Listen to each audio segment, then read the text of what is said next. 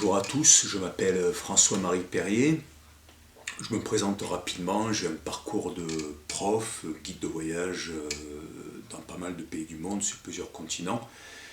Journaliste, écrivain, photographe et j'ai créé en 2014 à Grenoble la galerie café Lavina, lieu de commerce équitable, bio, relais pour la finance éthique, tourisme solidaire, droit des peuples. Et à partir d'aujourd'hui, je voudrais commencer une série de lectures de mon ouvrage Quest, Les chemins du Graal, de l'ère des poissons au Verseau, le réveil de l'âme des peuples et les moissons du ciel. Ce petit livre de poche aux éditions Brumerge à Grenoble est le résumé de 3 tomes. Et je me suis dit un jour, ça va être dur d'infliger la lecture de ces 3 ouvrages qui réunissent en tout à peu près 1500 pages. Les routes des Indes et les milieux du monde, le Vesikapiskis de Tara, un site archéologique en Irlande, et les chevaux blancs de Wiltshire. Et je me suis dit hier, pourquoi en ces temps de confinement, ne pas commencer une lecture intégrale de ce petit livre où j'ai mis énormément de mes recherches depuis pas mal d'années, en particulier depuis 2013-2014. 2014 où j'ai commencé l'écriture d'un livre qui devait être un portfolio et qui finalement a donné ces 3 tomes, avec la question suivante: pourquoi est-ce que les paysages du sud-ouest de l'Angleterre résume toutes les grandes prophéties de l'humanité, tout en résumant aussi sa mémoire, tout à fait au bout des anciennes migrations des peuples de l'Orient vers l'Occident, et peut-être à la rencontre de survivants d'autres civilisations, sur les rivages de l'Atlantique. Et ces grands paysages du Wiltshire, du Somerset, du sud de l'Angleterre, donc il s'agit des grands chevaux blancs que les hommes ont dessinés, ont fait apparaître en grattant la terre sur les collines de calcaire de Wiltshire. Il s'agit, alors pas uniquement de paysages, puisque c'est les cercles de prière d'Avebury et le Stonehenge, toujours dans le Wiltshire. Le phénomène des crop circles, qui, si en partie ils sont humains, en tout cas veulent dire quelque chose. Quel est le message qui est adressé à l'humanité par elle-même ou par d'autres consciences. Et puis, là non plus, on n'est plus dans le paysage, mais on est dans la tradition. Ce sont les légendes arthuriennes avec la prédiction du retour d'un grand roi salvateur, le roi Arthur, qui symbolise en fait le réveil de l'âme des peuples et le désir de liberté des peuples. Le roi Arthur, c'est l'attente du roi Arthur, c'est l'attente du retour de ce grand roi avec une figure christique et messianique qui libérera les Celtes des Saxons qui ont envahi l'île de Bretagne, l'Angleterre au 5e siècle, après Jésus-Christ. 5e, 6e siècle. Alors, on va commencer tout de suite. Merci à ceux qui voudront bien me suivre dans cette aventure de l'esprit et de l'humanité. Je dis bonjour à un ami. François-Marie Perrier, Quest, les chemins du Graal, de l'ère des poissons au Verseau, le réveil de l'âme des peuples et les moissons du ciel aux éditions Brumerge, Grenoble. Le livre est sorti fin 2018, mais les 3 tomes que j'ai montrés tout à l'heure ont été publiés entre 2014 et 2017. Introduction. Et celui qui discerne que tous les êtres sont dans l'âme et que l'âme est en tous les êtres, celui-là ne s'en détache plus. Isha Upanishad, un texte sacré indien. La raison d'être de ce livre. Durant l'été 2017, au cours d'un séjour dans le sud-ouest de l'Angleterre, la nécessité m'a paru de résumer les 3 tomes de quelques 1500 pages de Quest en un livre beaucoup plus bref, idée confirmée par Palden Jenkins, écrivain voyageur humanitaire, remote viewer, astrologue entre bien d'autres choses, vétéran des années 60, figure de Glastonbury, retiré au fin fond de la Cornouaille. La conférence que je donnais dans cette même Glastonbury servira de fil d'Ariane à ce petit ouvrage. Le seul nom de Glastonbury et la vision de photographie des ruines ou du plan de son abbaye m'attiraient depuis des années comme un aimant, mais j'étais trop impressionné par ce que je sentais. J'éprouvais un tel respect pour ce lieu et ceux qui avaient vécu qu'il m'était impossible d'y aller. Alors en 2010, je décide d'y aller, et là c'est complètement magique. J'arrive au moment du festival de la déesse pour la fête de Lugnused, autour du 31 juillet, 1er août. Et dans les dates où est fêté Joseph d'Arimathie, le fameux oncle supposé du Christ, et donc c'était totalement merveilleux. C'est une période où antiquement dans la tradition celtique on reconduisait ou pas un roi s'il avait été vertueux ou pas. Et là, deux réflexions me viennent spontanément à l'esprit en posant les pieds à Bénarès. On se croirait, à Glastonbury, on se croirait à Bénarès et les premiers chrétiens sont de retour. Ce qui est extraordinaire, c'est que 18 ans avant, jour pour jour, j'étais à Agra, en Inde,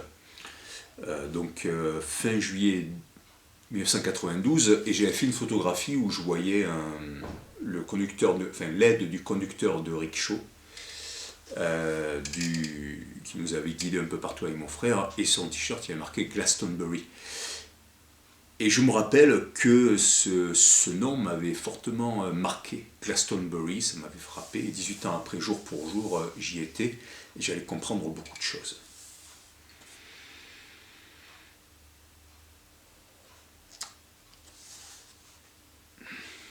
Donc j'engage vivement ceux qui aiment l'histoire à lire la totalité des 3 tomes, parce qu'il y a beaucoup de choses et des réflexions très approfondies que j'ai cherché tant bien que mal à résumer ici. Le joyau des légendes arthuriennes est la mission des mythes. Les mythes et les archétypes peuvent aussi bien être l'architecture de nos âmes que le souvenir d'un ancien passé, les prophéties que nous devons accomplir ou éviter, les lois de nos destins comprises et transmises par ceux qui nous ont précédés. Et c'est pourquoi nous devons les comprendre à notre tour, comme les rêves ou les événements récurrents d'une vie. Il n'est pas rare que l'existence nous mette dans la situation d'un mythe, et la connaissance que nous en aurons nous aidera à faire le choix important. Les romans du Saint Graal, tout comme leurs origines historiques, peuvent nous enseigner aujourd'hui, dans ce moment très particulier de l'histoire, des choses capitales. La beauté des légendes arthuriennes représente le génie de l'Occident médiéval, de la chrétienté comme on appelait alors ce petit Finistère européen, au bout de l'Asie, mais figure de proue de 2 continents. Le Graal est au confluent des traditions orales ou écrites des Celtes, des premiers chrétiens, et des gnostiques, des Juifs, des Arabes et des Perses, elles-mêmes héritées ou partagées par bien d'autres peuples plus lointains encore, qui se mêlèrent particulièrement au cours des croisades, mais bien avant déjà. Et le cycle de la table ronde, d'Arthur ou du Graal, est particulièrement à son origine la fusion de l'esprit celtique, épique, guerrier, héroïque, panthéiste, magique, poétique, inspiré, tourné vers l'invisible, et du message chrétien, d'amour universel, de paix, de pardon, de sacrifice, de sublimation du corps. Un lien magnifique entre la nature et la transcendance, avec une place importante de la femme, allait se réaliser dans le christianisme celtique, initié par Joseph d'Arimathie à Glastonbury, selon la tradition anglaise. La littérature arthurienne se situerait dans le prolongement de ce christianisme original, libre, inspiré, vivant, puissant, rejoint par les cultures citées, plus lointaines, mais dont certaines avaient déjà inspiré le christianisme. Le vase du Graal est au centre des traditions et des peuples, et rend hommage à toutes et tous, comme le cœur du Christ, cette rose au centre de la croix s'étendant vers les 4 points cardinaux. Et l'archétype de la coupe de lumière résonne avec les recherches scientifiques les plus modernes sur la nature ultime de la matière. Le Graal est un des joyaux du grand filet d'Indra que contempla le Bouddha, et dont chaque croisement des mailles porte un autre joyau différent, mais reflétant tous les autres. Quelques certitudes et quelques méthodes de travail, ça c'est extrêmement important. Sur quoi bâtit-on une recherche?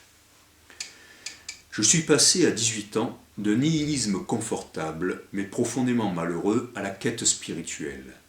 Par le courage de lire quelques livres bien documentés sur la réincarnation, torturé dans ma conscience par tous ces témoignages sur le monde invisible et celui de l'énergie dont je ne pouvais me résoudre à croire que tout était inventé.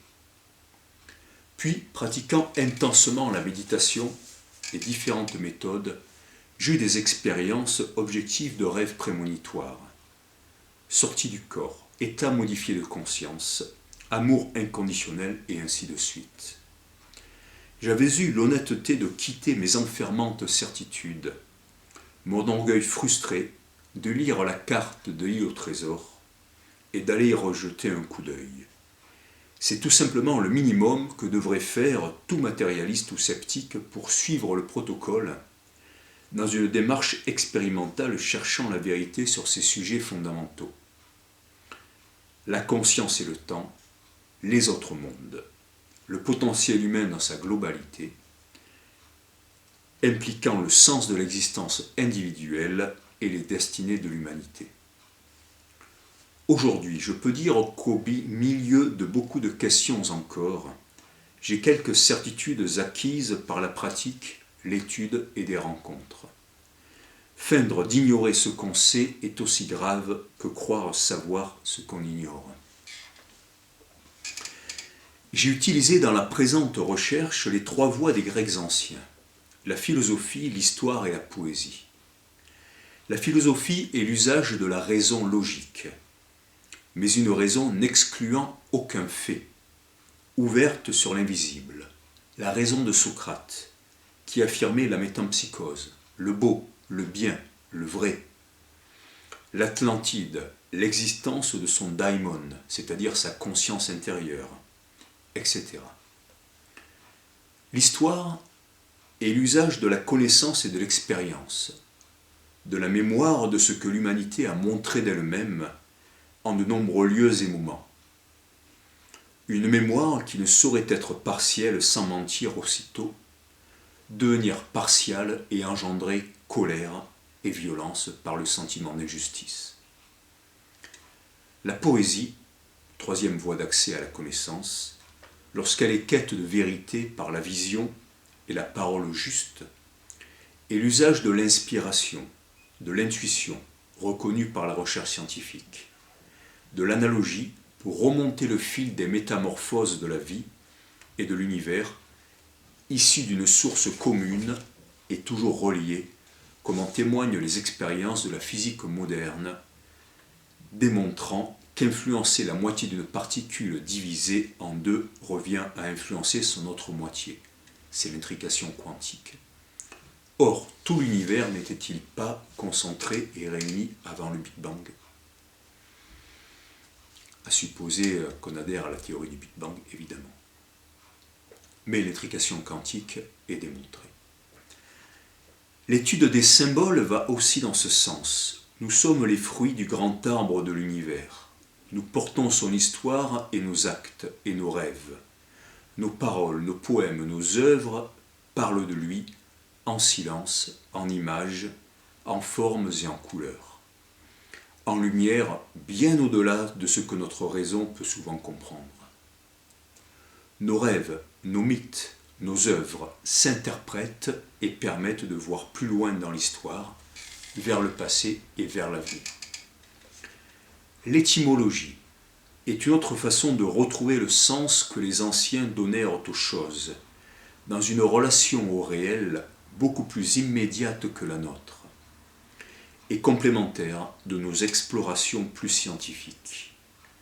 Elle permet de trouver l'origine des notions, des êtres, des lieux, derrière les voiles des transformations. Combien de fois chercher l'étymologie du nom d'un dieu ou d'une déesse m'a-t-il permis de voir qu'il s'agissait, derrière les colorations culturelles, du même personnage à quelques milliers de kilomètres ou d'années de distance. L'étymologie, attention, ne dit pas toujours le sens dans lequel quelqu'un a voulu employer le mot, mais en tout cas elle permet de voyager à travers le temps pour comprendre, il y a longtemps, en tout cas quelle était l'origine d'une notion. Les rêves de nos vies et leur réalisation. Nous rêvons la nuit nos journées avant de les vivre, comme un architecte visualise, dessine et réalise une demeure, comme un dramaturge écrit des dialogues, imagine les acteurs et le décor. Ainsi, je pense fondamentalement que nous faisons le plan de nos vies avant de nous incarner et cherchons une fois ici-bas à retrouver notre mission et les gens avec qui réaliser ce plan commun. Nous cherchons à nous ressouvenir, comme disait Socrate, à travers nos vocations, nos rêves, les lieux qui nous appellent, les êtres qui nous fascinent, ceux que nous aimerons plus que les autres. Et il est capital d'aller à leur rencontre pour nous rencontrer nous-mêmes. Peut-être avons-nous plusieurs destins, plus ou moins hauts, beaux, vastes, mais je suis persuadé qu'il y en a un que nous devons incarner, et que ce qui fait le sens de cette vie commune est de réaliser ensemble ce que nous sommes ensemble venus accomplir. La réincarnation est la poursuite sur plusieurs vies d'une œuvre inaccomplie, d'un combat inachevé d'erreurs à rectifier. La conscience est au-delà du corps. Tant de choses l'ont prouvé par tant de voies. Et un grand être, ou l'être le plus humble, pourra ainsi annoncer son retour afin de mener enfin une œuvre pour le bien de l'humanité ou de son peuple, comme au voyageur promet à ses hôtes d'une terre lointaine de revenir un jour. Une prophétie inaccomplie n'aura été une illusion que si des choix individuels ou collectifs l'empêchent de se réaliser. La psychogénéalogie et les constellations familiales, qui expliquent que les destins des familles sont applicables au destin des peuples soumis à des récurrences engrammées dans leur inconscient ou dans les désirs de leurs dirigeants.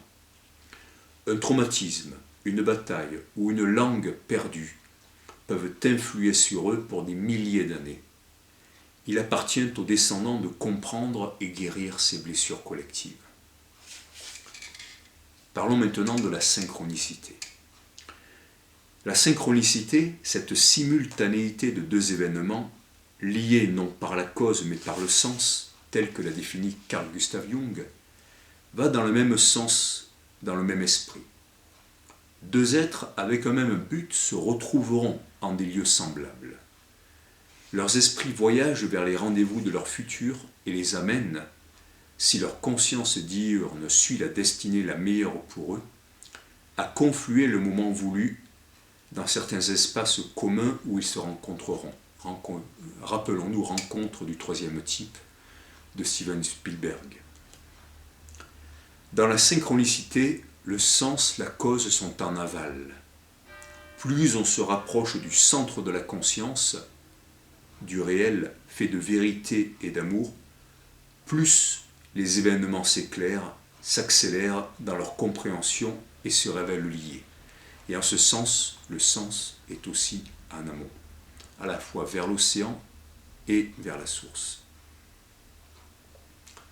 Comme on fait plus vite le tour d'un grand cercle, d'une grande roue par leur centre, en parcourant tous les rayons. Parce que le temps et la confluence de tout plongent toujours plus vite en se rapprochant du cœur. Si nous doutons de tout ce que nous avons compris ensuite, cela ne regarde que nous. Cela ne sera que la peur de vivre ce qui est proposé et plausible. Il y a toujours comme un vertige lorsque nous sommes prêts d'arriver au sommet, lorsque nous sommes prêts d'arriver au but, soudain nous doutons de tout. Parce que le connu, nos limites auxquelles nos pensées sont accrochées, eh bien, se mettent à trembler à ce moment-là. Et donc nous devons savoir que ce qui nous attend, c'est notre vraie nature et ce n'est qu'une sécurité supérieure. La polysémie des vrais messages. Les analogies poétiques, le langage des oiseaux, montrent comment les mots se contiennent en analogie, en anagramme, ou disent d'autres messages sous un autre sens apparent, lorsque nous les relions et les prononçons sur un autre rythme. Cet art du langage participe de la révélation de la nature de la matière, reliée, alchimique, transformable par l'action de notre conscience, suivant son degré d'éveil et sa capacité à accueillir les faits, trouver l'espace, le vide à l'intérieur de tout, et recomposer les choses dans la liberté, l'amour, la beauté. Les mots justes ou inspirés se prêtent à la polysémie ou à l'homophonie, parce que notre conscience y comprend plusieurs choses à la fois, en un accord, un vers ou une équation. Un musicien, un poète ou un physicien disent soudain des choses qui éclairent des pans entiers de l'humanité et de la vie, et rendent évidente l'interrelation de toutes choses. Comment les lois de notre esprit sont celles de la nature, comment la création artistique épouse la création naturelle tout en s'intégrant à elle, au cœur de sa vacuité faite d'intelligence, c'est-à-dire de compréhension et d'interconnexion, avec la capacité de jouer avec ses composantes, mais dans le respect absolu. On arrive là vraiment à l'origine de cette quête qui a duré des années, à la fois quête géographique, spirituelle, historique et littéraire à travers ces trois ouvrages, et celui qui les résume. Un rêve-vision en 1999 et sa réalisation en 2010. En mai 1999, je fis un rêve. J'étais sur une haute et verte colline avec mon père, et le ciel devant nous était empli de milliers, de centaines de milliers peut-être, de vaisseaux spatiaux. Parmi eux, sur la gauche, immobile dans l'air, une gigantesque moissonneuse-batteuse. En contemplant la scène, je me disais que l'évacuation de la Terre, due aux destructions humaines, avait commencé, symbolisée par la moisson céleste, la moisson des dieux. Puis un disque volant se posait sur notre droite à une cinquantaine de mètres et un extraterrestre comme entre deux dimensions, l'une physique, l'autre éthérique, venait vers moi. Je perdis alors le souvenir du rêve qui se poursuivit sans doute. Entre le 5 et le 7 août 2010, avec un couple d'amis plus âgés mais très proches, j'étais sur Milk Hill, près d'Alton Barnes, Wiltshire, au-dessus du cheval blanc d'Alton Barnes, autour de 21h15, alors que des boules de lumière apparaissaient à l'horizon. D'énormes moissonneuses batteuses fauchaient les blés en effaçant un crop circle, dont je reparlerai plus loin, mais qui était lié à Neptune et à l'entrée de Neptune en Poisson. Je vivais en direct le rêve vision fait 11 années avant, en 1999. Alors, pour ceux que la question extraterrestre ferait sourire ou ricaner, je rappelle quand même que la seule folie pour l'humanité, c'est de se croire seul dans l'univers. Il suffit d'imaginer une civilisation un petit peu éloignée, mais pas trop, qui aurait quelques centaines d'années d'avance sur notre humanité pour comprendre qu'il ne lui serait pas peut-être très compliqué de venir visiter d'autres planètes, sachant que les exoplanètes se découvrent par centaines depuis quelques années, et sachant aussi que l'homme se comporte dans des parcs naturels pour ne pas influencer l'évolution de la vie sauvage, peut-être un petit peu comme des extraterrestres se comportent sur la Terre. Sachant aussi que tous ne sont pas uniquement des scientifiques, des observateurs, mais souhaitent peut-être nous voir évoluer. D'autres ne sont pas forcément très positifs. Nous allons continuer tout de suite. Quest, les chemins du Graal.